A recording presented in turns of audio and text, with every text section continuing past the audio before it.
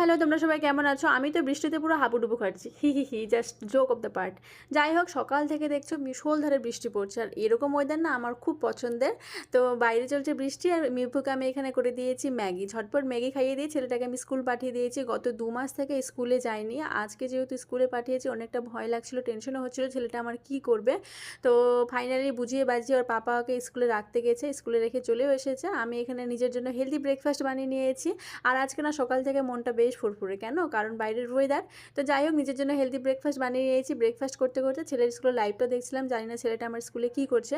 তারপর চলে এসেছে কিচেনে, যেহেতু বৃষ্টি পড়ছে তাই অবশ্যই খিচুড়ি তো করবোই। বৃষ্টির সাথে খিচুড়ি একটা আলাদাই কম্বিনেশন আছে।